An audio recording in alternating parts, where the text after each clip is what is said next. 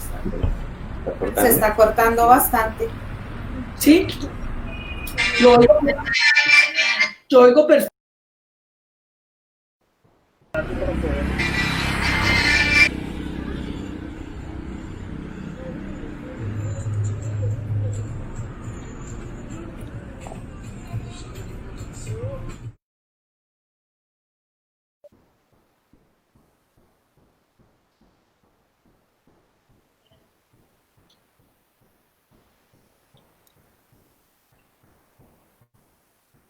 Gracias, Master.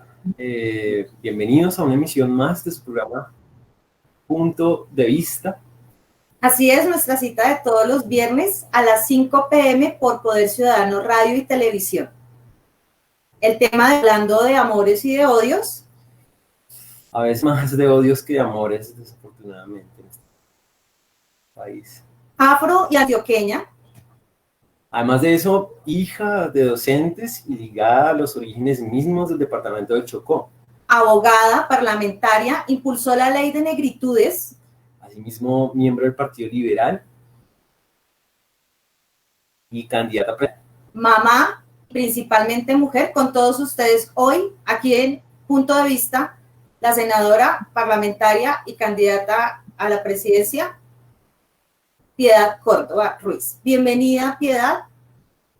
Tenerla aquí en Punto de Vista. Gusto. Bueno, no, el gusto es mío estar con ustedes, a Fernando y a Luis Fernando y a la compañera.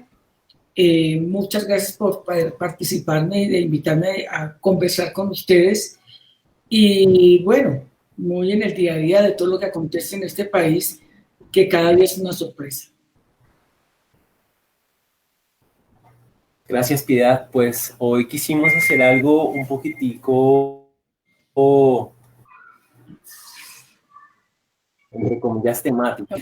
Vamos a hablar de algo que nos ha sucedido a todos en estos días y hemos retomado un poquitico esa relación tan cercana que tenemos con la música y evocando un poquitico ese poder, queremos poner algo aquí en el escritorio. Se trata de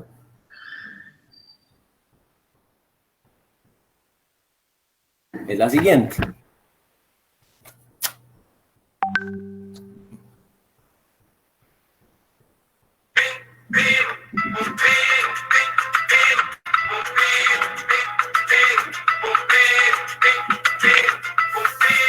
Una canción sumamente interesante para todos nosotros. Y sabemos que para Piedad es muy importante la música.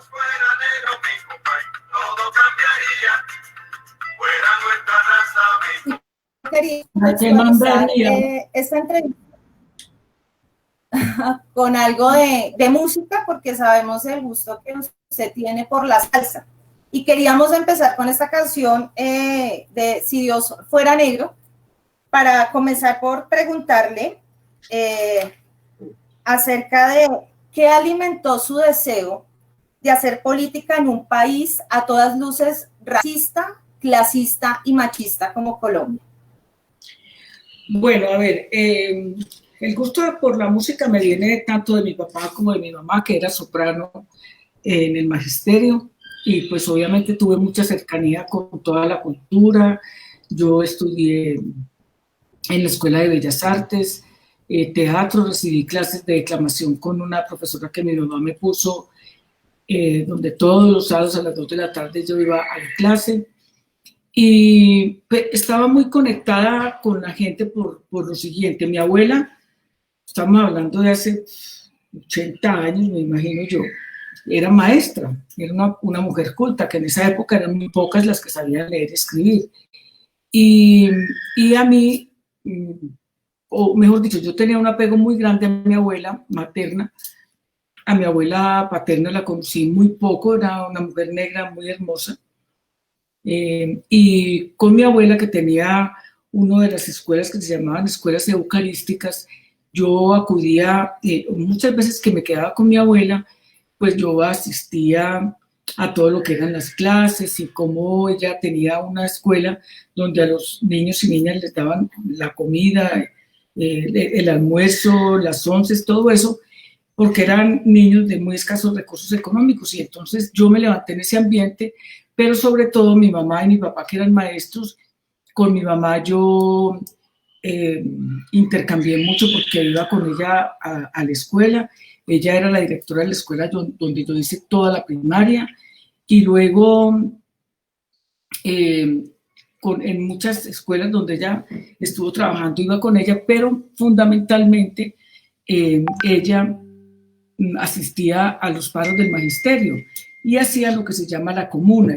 En esa reunión de la comuna, que se citaban en un sitio específico, pues entonces ahí se hacían todas las marchas, se hacían todas las alegorías a lo que era el paro, a las manifestaciones, y yo pues participaba con ella. Y obviamente que a mí se me fue impregnando todo ese ambiente, uno por el lado de mi abuela que regentaba una escuela de niños y niñas de escasos recursos, y por el otro lado el hecho de participar con mamá en todas estas actividades reivindicativas. Pero además de ello, mamá es una mujer blanca, de ojos azules, parece como alemana. Mi papá, un hombre negro, y era, o sea, un matrimonio birracial que para la época era algo muy difícil de ver y muy difícil de entender. Y mamá cuenta que cuando ella se casó con mi papá era pues más o menos como una historia de Hollywood. Toda la gente en las afueras de la iglesia viendo salir a mi mamá con mi papá. Y ello yo creo que imprimió un carácter, porque nos tocó en muchas oportunidades ver que esta gente nos discriminaba por el color, por toda la familia de mi papá, que era absolutamente negra, negra, negra. Y nos gritaban cosas y nos tocaban la puerta para hacernos salir. De hecho, yo creo que eso también fue imprimiendo un carácter, porque mamá, a pesar de que mi papá era el negro, mi mamá nos inculcó desde muy temprana edad el orgullo que teníamos que sentir por ser negros o negras, y que no aceptaba que ninguno de nosotros llegara a la casa llorando porque nos gritaban negros o negras. Y una vez nos dijo: si llegan aquí llorando por ello, yo les voy a ajustar, les voy a dar otra pela más. Y dijo: uno no es por lo que tenga en el bolsillo ni por el color, sino por lo que tenga aquí en el corazón. Y eso a todos se nos quedó muy, muy grabado, fundamentalmente a mí. Y porque además cuando yo empecé a declamar, que fue una preparación que hizo mamá conmigo, yo participé en un concurso en Antioquia entre 130 participantes, todos aspirando al primer lugar, y yo me gané el primer lugar.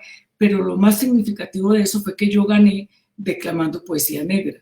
Y yo tenía una profesora de español y literatura que se llamaba Lucila González de Chávez, y ella era jurado, y ella se opuso radicalmente a que se hablara de poesía negra, porque ella decía que eso no existía.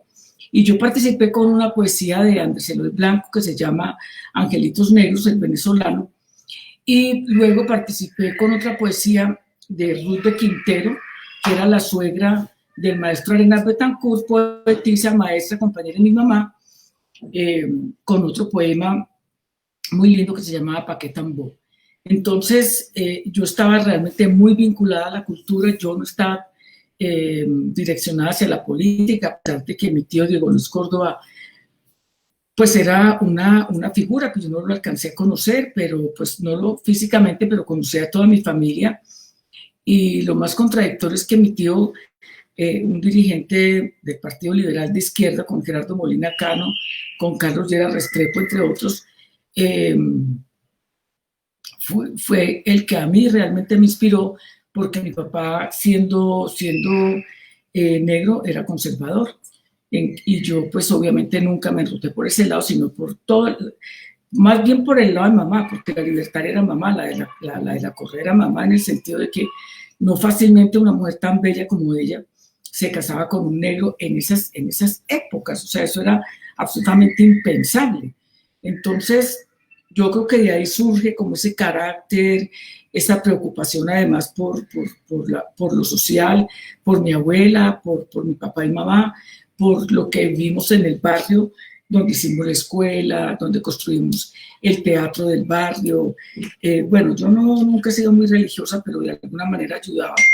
Y pues eso fue lo que me fue inclinando ya más adelante, cuando yo empecé como a abrir los ojos hacia la discriminación, que estuve con grupos de mujeres del servicio doméstico en Medellín, enseñándoles a leer y escribir. Mi papá me puso a leer La Gran Travesía, que es nada más y nada menos que la historia de la esclavización, y para mí fue realmente muy impactante la lectura de ese libro. Y empezamos con un grupo no solamente a alfabetizar a estas mujeres que se reunían en un sitio que fue histórico, el Bar Atlántico en Medellín, que quedaba en San Juan, con exactamente donde quedaba la plaza de mercado, que ya pues obviamente la plaza ya no es la plaza de mercado, pero era un sitio donde todo el mundo, todos los negros y negras llegaban allá de todas partes, todos los domingos, y la mayoría eran empleadas y empleados del servicio doméstico. Los demás éramos hijos de negros que habían venido a vivir a Medellín y que habían nacido en Medellín. Y a partir de ahí yo participé en las movilizaciones que se hicieron. Qué pena que me interrumpa. Dime. Bueno, yo comprendo perfectamente esa dinámica, ya que es mi caso también ser hijo de un matrimonio birracial. Y pues dentro de eso también se sabe una serie de música como esta, por ejemplo. Nunca podré morirme, mi corazón no lo tengo aquí. Allí me está esperando, está guardando. Cuando salí de Cuba, dejé mi vida, dejé mi amor. Esta canción bellísima en una versión de Portavales, Sí. la citamos para más adelante quizás en su vida. Entendemos, porque hemos leído, hemos estudiado un poco de la historia del país, dentro de la cual hemos podido encontrar su gran participación. Quisiéramos saber muy de verdad qué se siente, qué significa salir del país, donde uno tiene todas sus raíces y toda su historia, quizás, y por la dinámica que le ha tocado vivir a usted.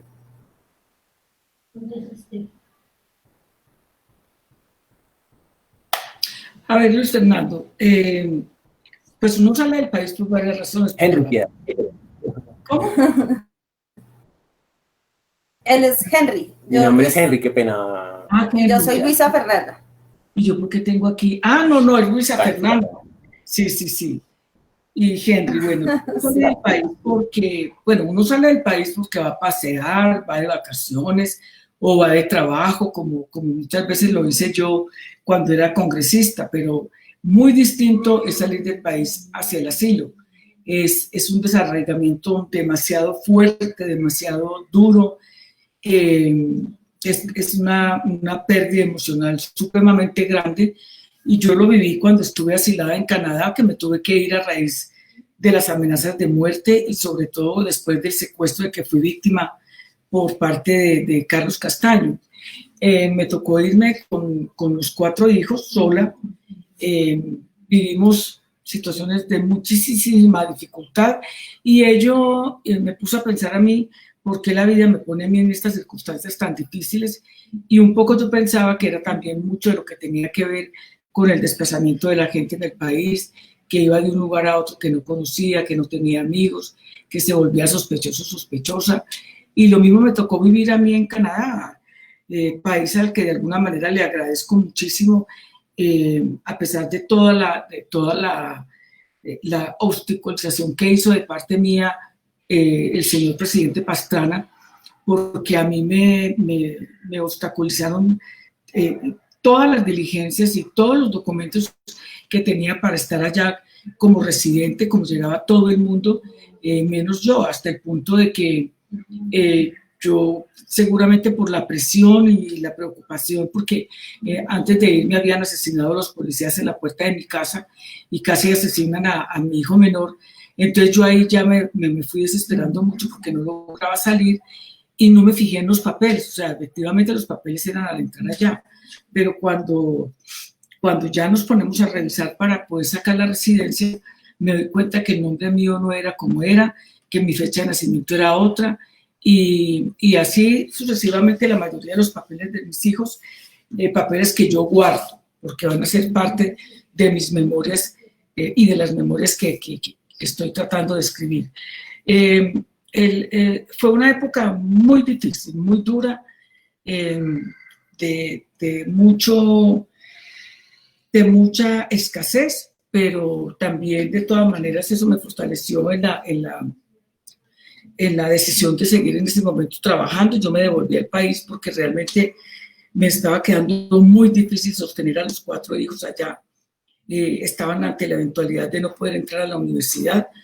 Entonces yo más bien me devolví para Colombia enfrentando todos los riesgos, pero sobre todo porque en esa época se lanza Álvaro Uribe Vélez como candidato a la presidencia y yo, pues, además de aconsejada por algunos amigos que después no hicieron nada, me devolví pensando que yo era capaz de recorrer el país y atravesarme a esa presidencia, lo cual no fue para nada cierto. Pero respondiendo a la pregunta, es realmente muy difícil. Una cosa es uno dice embajador o de cónsul o de cualquier cargo diplomático, y otra cosa muy distinta es irse como se van los migrantes por miedo o en mi caso por salvarnos la vida.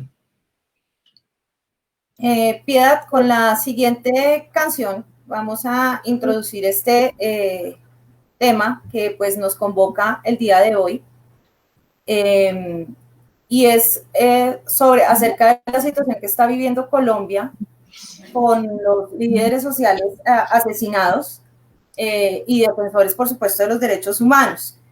Esta canción, que es de Ismael Rivera,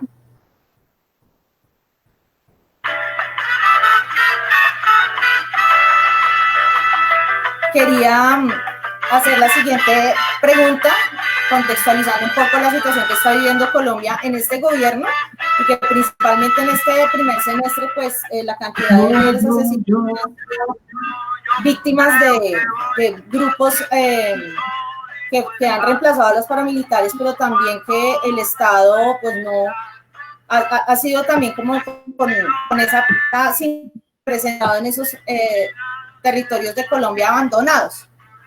¿Y qué la hace continuar a usted y persistir en la defensa de los derechos humanos, pese a que en Colombia muchos han sido desaparecidos, asesinados, inclusive por el mismo Estado? A ver, hombre, yo creo que lo decía en estos días y lo he estado pensando mucho últimamente en eso, y es que una cosa es uno marginarse de la contienda electoral, que es una trampa, que es una farsa, que es una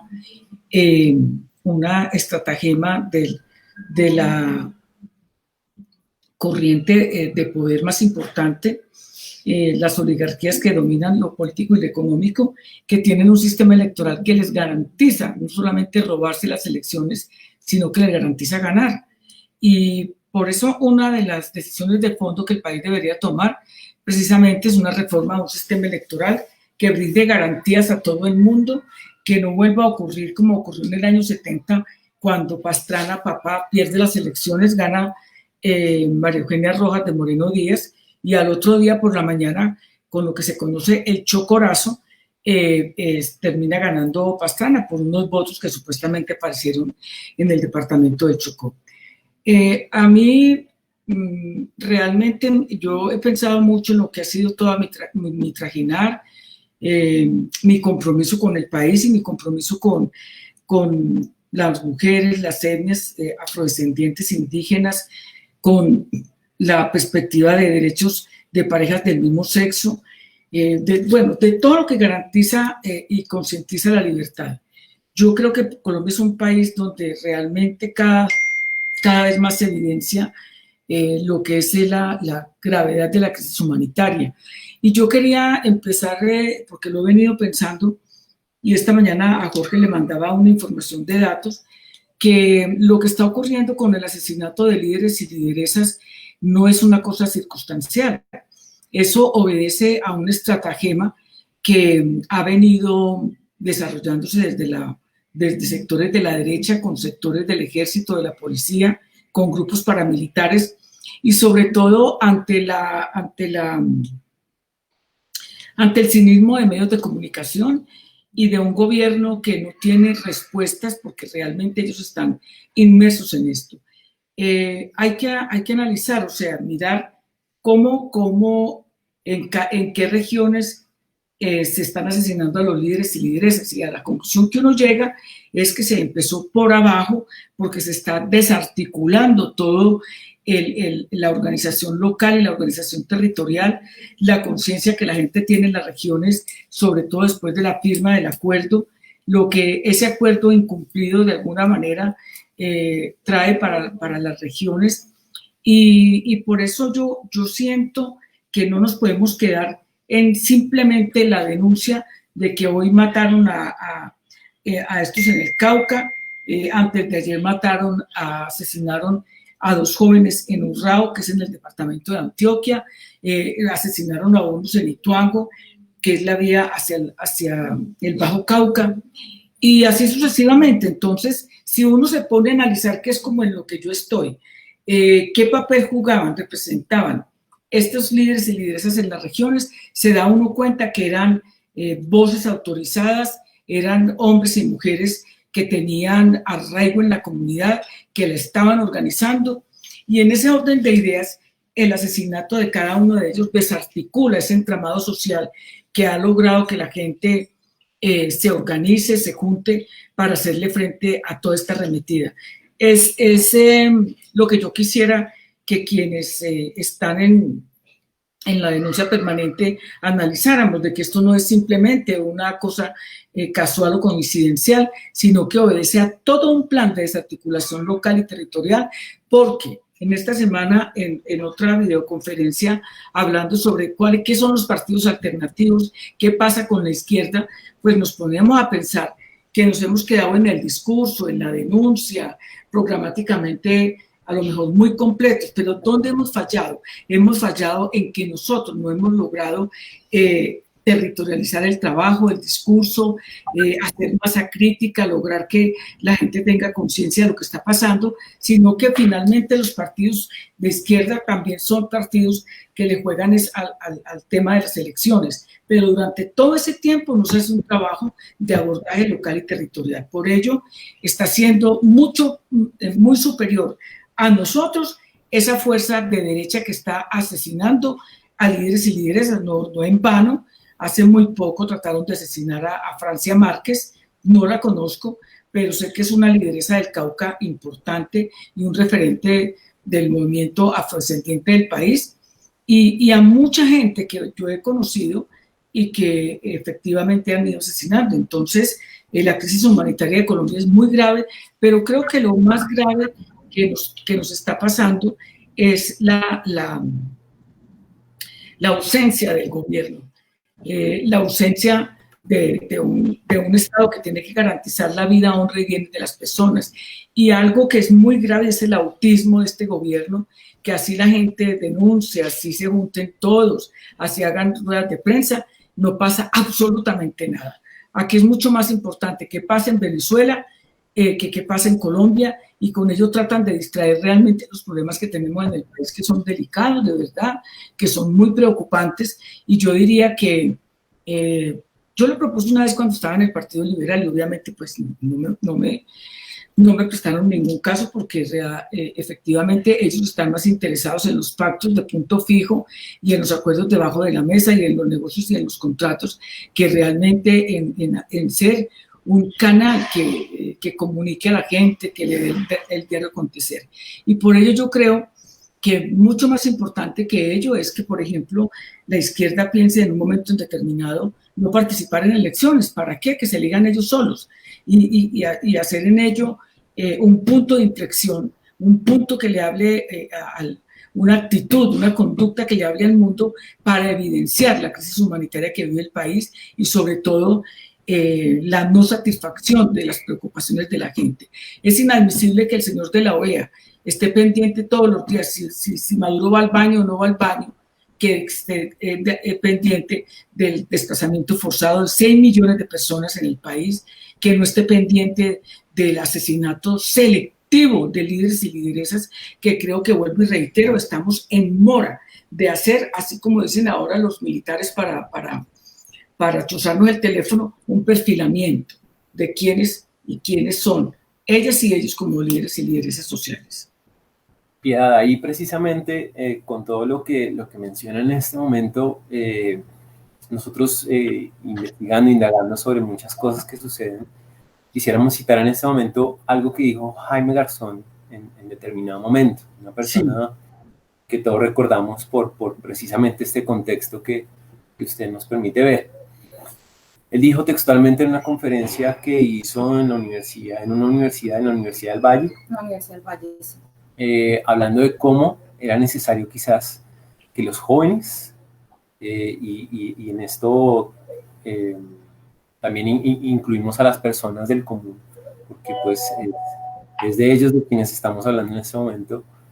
Si los jóvenes no se unen para salvar el país, ¿quién va a venir a salvarlo? Pues ahí es la pregunta realmente que nosotros queremos hacerle, porque será entonces una cuestión de líderes o en dónde podríamos depositar la esperanza nosotros. Es una duda que nos asalta. ¿En quién nos encomendamos? ¿Qué podemos hacer? Usted menciona ahora la organización y demás. Es una pieza importante. ¿Qué más podemos hacer nosotros en ese caso? A ver, yo creo que, y lo hablo desde mi experiencia, la experiencia que tuve en el Partido Liberal por un lado y la experiencia que tuve en todos los meandros de la izquierda en los que me moví los últimos casi 10 años. En el partido yo creo que fui la que más impulsé la participación de los y las jóvenes para que tuvieran realmente un compromiso con el partido, pero un compromiso no solamente del señor que los coloca, del puesto, del contrato, sino un compromiso concientizado sobre lo que realmente representaba el partido, lo que ellos podían representar y de qué manera nosotros los podíamos a ellos empujar para prepararlos, para concientizarlos, para organizarlos.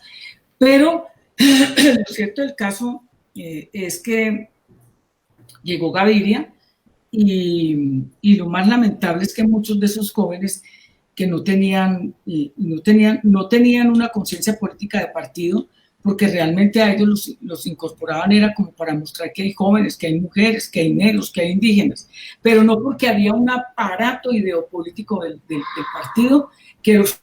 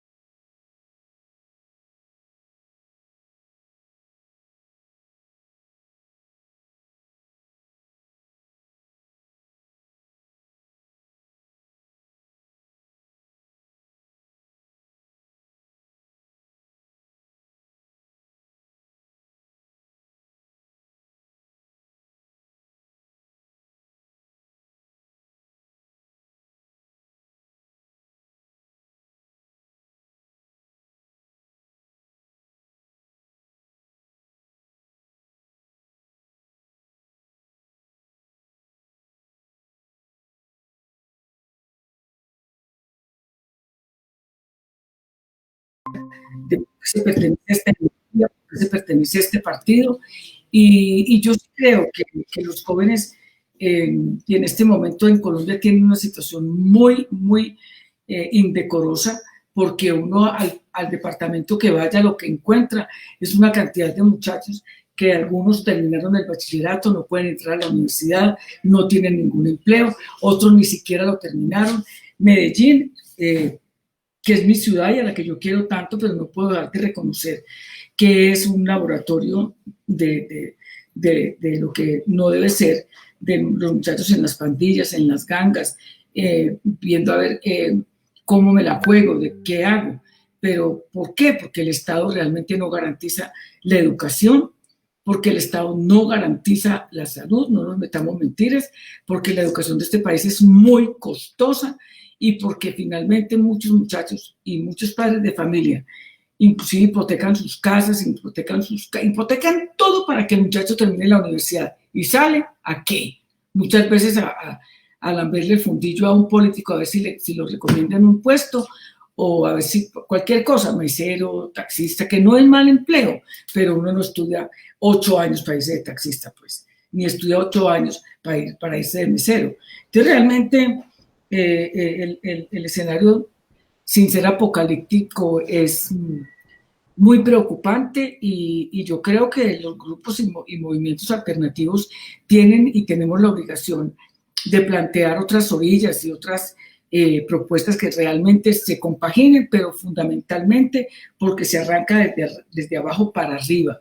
Yo no estoy de acuerdo con esas reuniones de los doctores y doctoras que se reúnen en Bogotá y ya, ¡pum!, montaron el movimiento por la paz, ¡pum!, montaron el movimiento por la presidencia, pero finalmente no tienen nada que ver.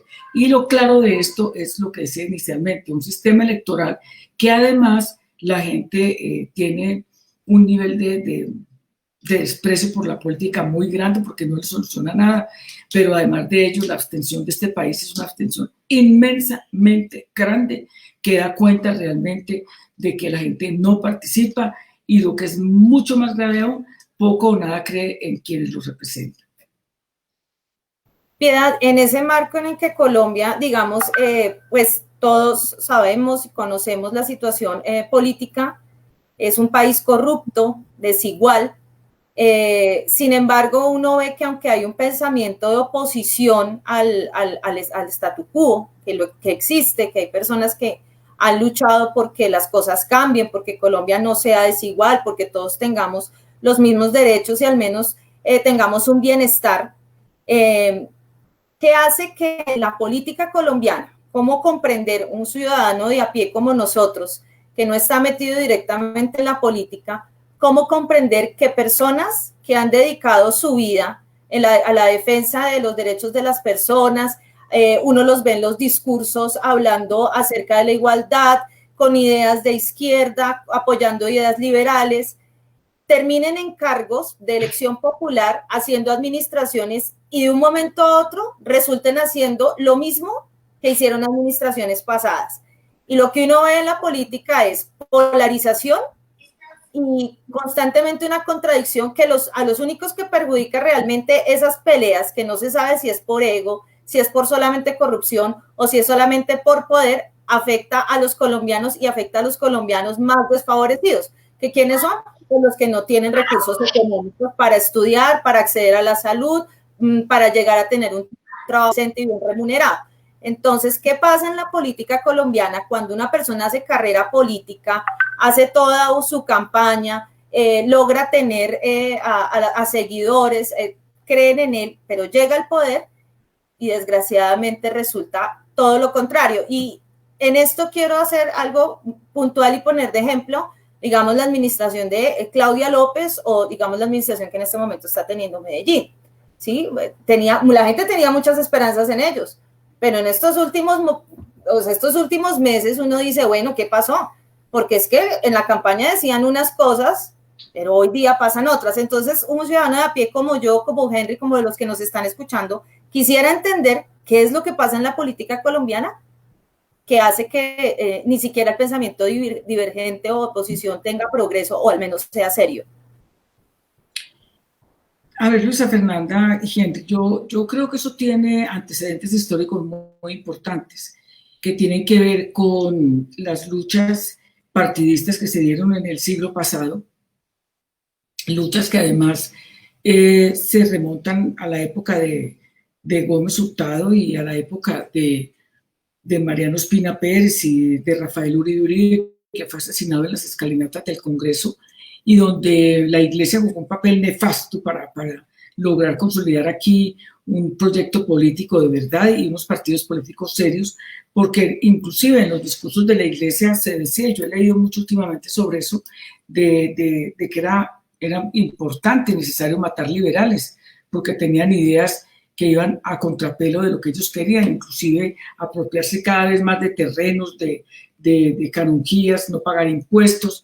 Y cuando llegan los liberales radicales a principios del siglo pasado y emprenden toda una tarea de modernización, si se puede decir así, de la política, donde la Iglesia, donde separaban el Estado de la Iglesia, es decir, el Estado de laicidad, un Estado laico que no tenía nada que ver con un Estado religioso, es decir, donde la que mandaba y la que dominaba era precisamente la Iglesia Católica, hasta el punto de que Colombia estaba consagrado al Sagrado Corazón de Jesús. Y solamente después del 91, cuando viene la discusión sobre la libertad de cultos, es que se abre el espectro, porque era el derecho a cada cual optar por la religión que le parezca. Pero en ese orden de ideas yo creo que de las cosas más preocupantes es que las grandes oligarquías de este país y quienes han controlado el poder político, porque uno podría hablar de un partido único, o sea, el pacto de Sitges en Europa, que era la reunión de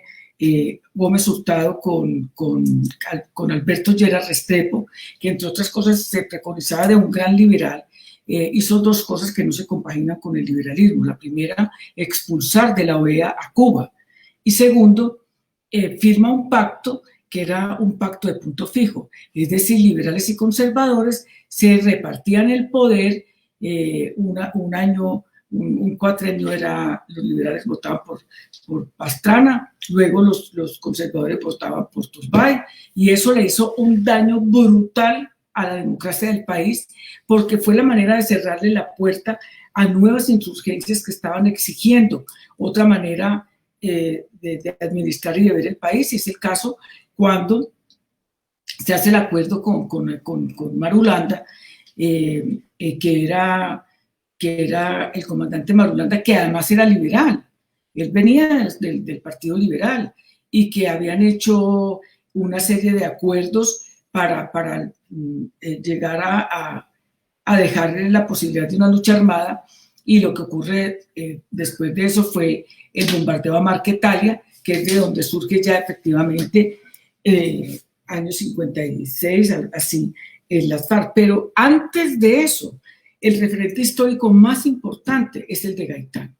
O sea, Gaitán era un liberal, y Gaitán era un liberal que le hablaba a la gente de lo que la gente necesitaba oír, de lo que la gente quería, y no era un guerrillero, pero fue una amenaza a ese poder establecido, que iba a perder privilegios y que se iba a romper ese poder que tenían los dos partidos. Prueba de ello, además, que tiene mucho que ver con lo que tú mencionabas, de por qué una persona llega al poder y cambia, tiene que ver con que el Partido Comunista, que se supondría que tenía que votar por Turbay, por Gaitán, se unió con Turbay para atravesársele a Gaitán. O sea, son unas contradicciones que uno no las entiende. Entonces, yo creo que el Frente Nacional es un daño muy grave al país, un daño muy grande al país, porque yo diría que personificó la oposición como una fuerza oscura, como una fuerza que no permite que realmente hayan posturas distintas que tienen que ver con la argumentación. Yo soy una mujer progresista o de izquierda, como me quieran mirar, pero yo creo que mi diferencia es que yo creo en la justicia social y creo que tiene que existir la obligación de la educación gratuita por parte del Estado. Yo creo que los recursos naturales le pertenecen al país y no a las multinacionales, y que tanto esa riqueza debería explotarse en beneficio del país. Y esas son diferencias como, por ejemplo, que la salud es un derecho, no un negocio. y que aquí Colombia tiene los recursos para garantizarle a la gente un modo de vivir. Y prueba de ello es que la CEPAL sacó hace 2 días un informe donde da cuenta de que somos el segundo país más desigual, pero además de ello, con una prospección de futuro que no da cuenta de que esto se regrese. ¿Qué pasa con esto, Luisa Fernanda? Pasa que muchos de los que llegan, y yo te lo digo porque mi decepción con Lucho Garzón fue brutal. Yo fui como presidente del partido la que hizo y firmó el acuerdo con él. Yo cuando firmamos ese acuerdo, yo estaba convencida de que ahí se iba a parir un movimiento distinto, que iba a ser una alternativa, que le iba a proponer al país cosas diferentes a las del Partido Conservador y a los tradicionales del Partido Liberal. ¿Y qué pasó? Que Lucho llegó y lo primero que hizo fue que se hizo un maridaje con el tiempo, con los grandes dirigentes nacionales, además de que mientras que yo me opuse y derroté el referendo de Uribe, un día antes de elegir a Garzón, Garzón llega y termina siendo ministro de Uribe. O sea, son unas contradicciones que nos llevan a deducir que están más en la figura de ellos. ¿Cómo voy yo? ¿Cómo yo soy importante? Por eso uno encuentra que el discurso que dijo la señora López en las elecciones no se parece mucho a lo que está diciendo ahora. Contratos donde a la gente le ponen unos salarios exorbitantes cuando ella misma estaba alegando en el Parlamento, y después de que estaba de alcaldesa, que había que bajarle el salario a los congresistas. Y lo mismo ve uno aquí en Medellín. Yo estoy en Medellín y lo que yo avisoro y lo que yo veo es que esa punta de carreta que nos van enredando y que el alcalde pues tiene en su gabinete y tiene en la empresa más importante que tiene Medellín. Aquí no se elige alcalde, aquí se elige gerente de empresas públicas, que se queda con ese negocio. Pues puso una persona de las más connotadas del Partido Conservador. Entonces, que no nos metan mentiras, que él no estaba gobernando independientemente, que por debajo de la mesa tenía acuerdos como los tenía Claudia con sectores tradicionales de la política, y que finalmente lo que uno termina haciendo es apoyando un caudillismo que en el fondo no quiere transformar absolutamente nada. Son discursos para la galería, son discursos para la mediática diaria, pero no que realmente les lleguen a la gente.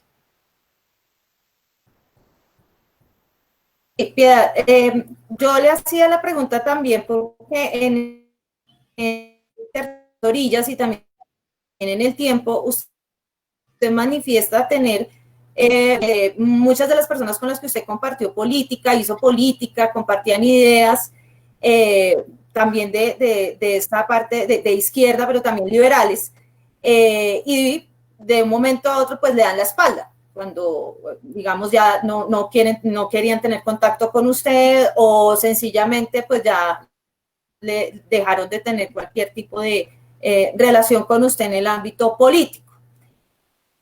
Y por eso era que yo hacía ese cuestionamiento. Nos estamos en un país en donde muchos políticos llegan y sí, finalmente parece que pesará más su ego.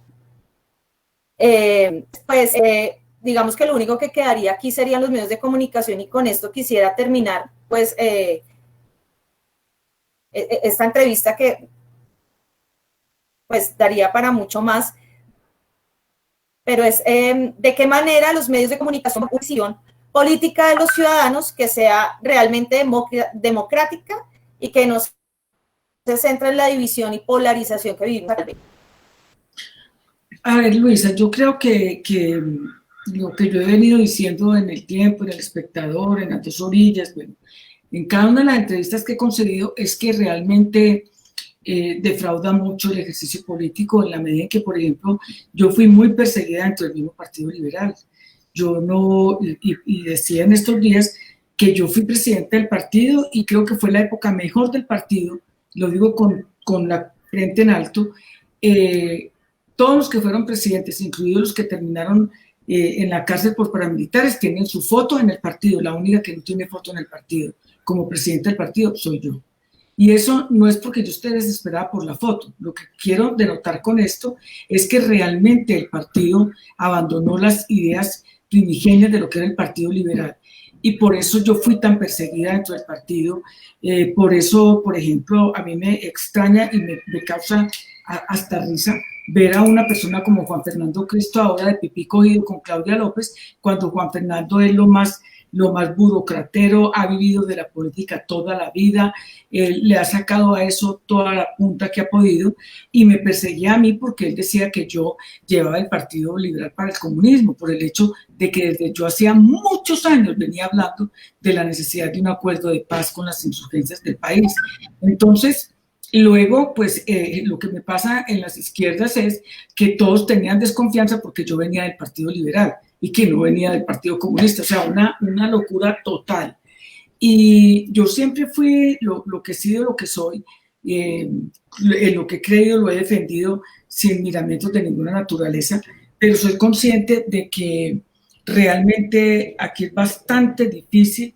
Los medios de comunicación juegan un papel importante, Luisa, y hay que reconocer que, por ejemplo, a mí me destrozaron en RCN y Caracol.